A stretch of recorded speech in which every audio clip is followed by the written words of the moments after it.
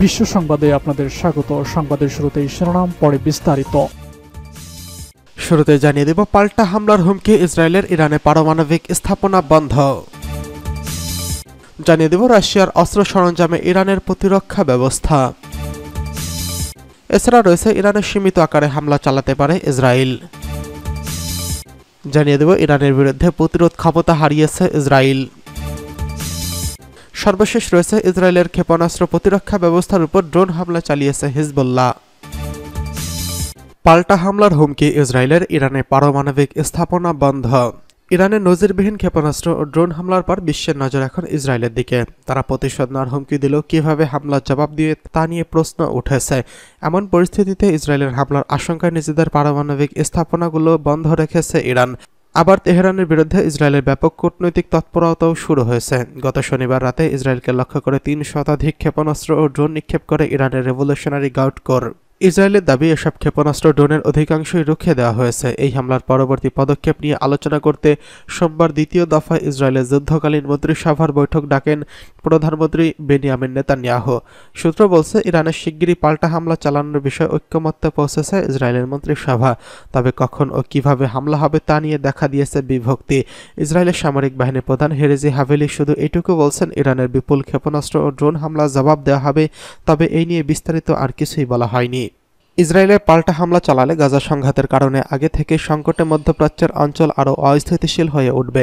এটাই স্বাভাবিক। এমন পরিস্থিতি এড়াতে ইসরায়েলকে সংযত থাকার আহ্বান জানিয়েছেন বিভিন্ন দেশ ও আন্তর্জাতিক সংস্থা। বিষয়টি মাথায় রেখে ইসরায়েলও সীমিত পরিসরে পাল্টা জবাব দিতে পারে বলে এক প্রতিবেদনে জানিয়েছেন সংবাদ মাধ্যম এনবিসি নিউজ। নাম প্রকাশ না করার শর্তে যুক্তরাষ্ট্রের এক কর্মকর্তা এনবিসি নিউজকে বলছেন, ইরানের ভূখণ্ডের বাইরে দেশটির সামরিক বাহিনী এবং ইরানপন্থী বিভিন্ন গোষ্ঠীর উপর হামলা চালাতে পারে ইসরায়েল। 1 এপ্রিল সিরিয়ার রাজধানী দামেস্কে ইরানি কনসুলেটে হামলা চালিয়েছে ইসরায়েল। এতে সেখানে থাকা ইরানের শীর্ষ কয়েকজন সেনা কর্মকর্তা নিহত হয়েছেন। ফিলিস্তিনে গাজায় নৃশংসতা চালানোর জেরে সম্প্রতি আন্তর্জাতিক অঙ্গনে অনেকটাই একঘরে হয়ে পড়েছে ইসরায়েল। দেশটির সমালোচনা করছিল ঘনিষ্ঠ মিত্ররাও। তবে ইরানের হামলার পর অনেক মিত্রকে আবার পাশে পেয়েছে ইসরায়েল। এই সুযোগ কাজে লাগিয়ে তেহরানের বিরুদ্ধে কূটনৈতিক তৎপরতা শুরু করেছে তারা। এই তৎপরতার অংশ হিসেবে 32 দেশকে চিঠি দিয়েছে ইসরায়েলের পররাষ্ট্রমন্ত্রী ইসরায়েল কাজত। তাতে তিনি ইরানের ক্ষেপণাস্ত্র প্রকল্পের উপর নিষেধাজ্ঞা দেওয়ার আহ্বান জানিয়েছেন। এছাড়া অনুরোধ করা হয়েছে IRGC-কে সন্ত্রাসী সংগঠন হিসেবে তকমা দেওয়া ছাড়া নানা বিষয়ে নিষেধাজ্ঞা দিতে। ইরানের ক্ষেপণাস্ত্র প্রকল্পের উপর জাতিসংঘের বেশ কয়েকটি নিষেধাজ্ঞা ছিল। গত অক্টোবর থেকে সেগুলোর আর কার্যকর নেই, কারণ ইরানের পারমাণবিক প্রকল্প নিয়ে নতুন একটি চুক্তির আওতায় সেগুলো পড়েছে। তবে যুক্তরাজ্য, ইউরোপীয় ইউনিয়নের নিষেধাজ্ঞার তালিকায় রয়েছে ইরানের ক্ষেপণাস্ত্র প্রকল্প। রাশিয়ার অস্ত্র সরঞ্জামে ইরানের প্রতিরক্ষা। রাশিয়ার অস্ত্র নির্মাতা প্রতিষ্ঠান এনপিপি স্টার্টের আমন্ত্রণে গত মাসে ইরানের একটি প্রতিনিধি দল মস্কো সফর করছিলেন। গুরুত্বপূর্ণ এই সফরের উদ্দেশ্য ছিল অস্ত্র তৈরির কারখানা থেকে সরাসরি দরকারি সরঞ্জাম কেনা। ইরানি প্রতিনিধি দলে থাকা 17 জন সদস্যকে খাবার ও সাংস্কৃতিক অনুষ্ঠানের মাধ্যমে আপ্যায়ন করা হয়। এসব অস্ত্রের জন্যই ইরান দীর্ঘদিন ধরে অপেক্ষায় ছিল। এরই মধ্যে রাশিয়া উন্নত আকাশ প্রতিরক্ষা ব্যবস্থা, যা শত্রু বিমানকে শনাক্ত করে উড়িয়ে দিতে পারে। ইউক্রেনের হামলার কারণে যুক্তরাষ্ট্রের নিষেধাজ্ঞার আওতায় থাকা রাশিয়ার ওই অস্ত্র কারখানায় মোবাইল লঞ্চার, বিমান বিধ্বংসী অস্ত্র ছাড়াও উন্নত প্রযুক্তির S-400 আকাশ প্রতিরক্ষা ব্যবস্থা তৈরি করা হয়। রুশ এই আকাশ প্রতিরক্ষা ব্যবস্থাকে রাডার ফাঁকি দিতে সক্ষম। মার্কিন ইসরায়েলি যুদ্ধ বিমান শনাক্ত তা ধ্বংস করার উপযোগী বলে মূল্যায়ন করছিল সামরিক বিশ্লেষকরা। গত ফেব্রুয়ারি মাসে হ্যাকার গ্রুপের ফাঁস হওয়া রুশ নথি এবং ইরানের কিছু ইমেইল অনুযায়ী ইরানি কর্মকর্তাদের মার্চ মাসে রাশিয়া সফরের উদ্দেশ্য ছিল বৈজ্ঞানিক প্রযুক্তিগত সম্ভাবনা খতিয়ে দেখার পাশাপাশি রাশিয়ার পক্ষ থেকে ইরানকে কতটা উৎপাদন সক্ষম গড়ে তোলা সম্ভব তা খতিয়ে দেখা।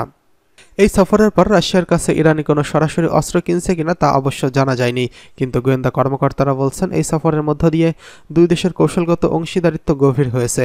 ইসরায়েলের গত শনিবার ইরানের বিরুদ্ধে হামলার সম্ভাব্য পাল্টা হামলা নিয়ে রাশিয়া ইরান জোট গুরুত্বপূর্ণ হয়ে উঠেছে। এদিকে ইরানে সীমিত আকারে হামলা চালাতে পারে ইসরায়েল।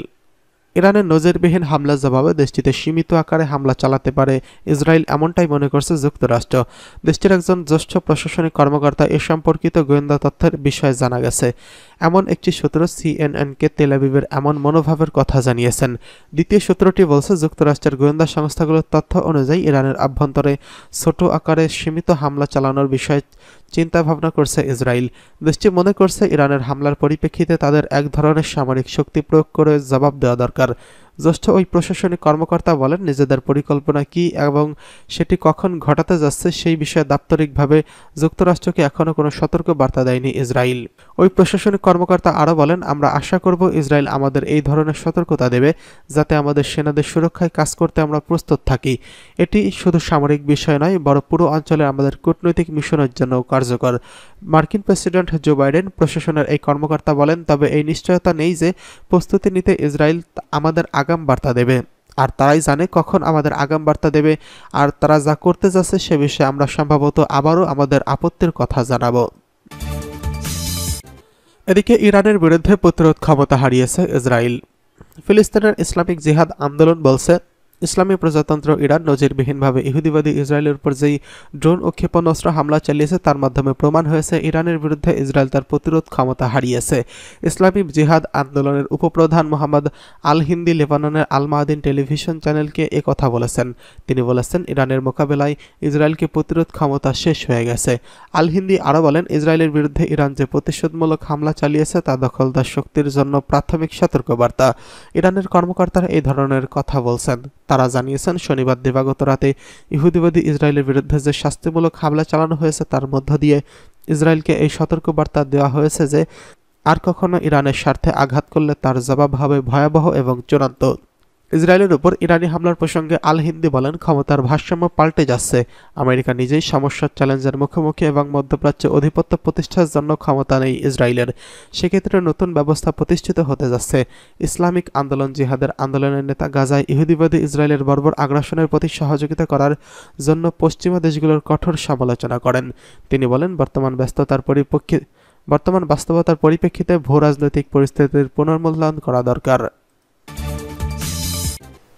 এদিকে ইসরায়েলের ক্ষেপণাস্ত্র প্রতিরক্ষার ব্যবস্থার উপর ড্রোন হামলা চালালো হিজবুল্লাহ। ইহুদিবাদী ইসরায়েলের উত্তরাঞ্চলে বেইত হিল্লেল সামরিক ঘাঁটিতে মোতায়েন ক্ষেপণাস্ত্র প্রতিরক্ষা ব্যবস্থার উপর ড্রোন হামলা চালিয়েছে লেবাননের ইসলামী প্রতিরোধ আন্দোলন হিজবুল্লাহ। গতকাল এক বিবৃতিতে হিজবুল্লাহ জানিয়েছে, তাদের যোদ্ধারা দুটি ড্রোন দিয়ে ইসরায়েলি অবস্থানে হামলা চালায়। বিবৃতিতে জানানো হয়েছে, ড্রোন দুটি সফলভাবে আয়রন ডোম প্ল্যাটফর্মে আঘাত করে এবং এতে সেখানকার বেশ কয়েকজন ক্রু হতাহত হন।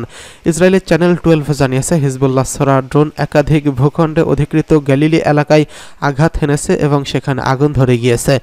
আগুন নেভানোর জন্য 3টি অগ্নি নির্বাপক দল সেখানে কাজ করছে। এদিকে অধিকৃত ফিলিস্তিনের উত্তরাঞ্চলে কিরিয়াত শিরা শহরে সামরিক ঘাঁটিতে ইসরায়েলি সেনাদের উপর সমাবেশ লক্ষ্য করে হিজবুল্লাহ রকেট হামলা চালিয়েছে। অন্যদিকে লেবাননের কাফর শুভা এলাকায় আল শামাকা অঞ্চলে গোলাবর্ষণ করেছে হিজবুল্লাহ যোদ্ধারা। গত 7 অক্টোবর থেকে ইহুদিবাদী ইসরায়েল ফিলিস্তিনের অবরুদ্ধ গাজা উপত্যকার জনগণের উপর বর্বর আগ্রাসন ও গণহত্যা চালিয়ে আসছে। এর প্রতিবাদে হিজবুল্লাহ যোদ্ধারা ইহুদিবাদী আগ্রাসন শুরু থেকেই হামলা চালাচ্ছে। হিজবুল্লাহর আন্দোলন পরিষ্কার করে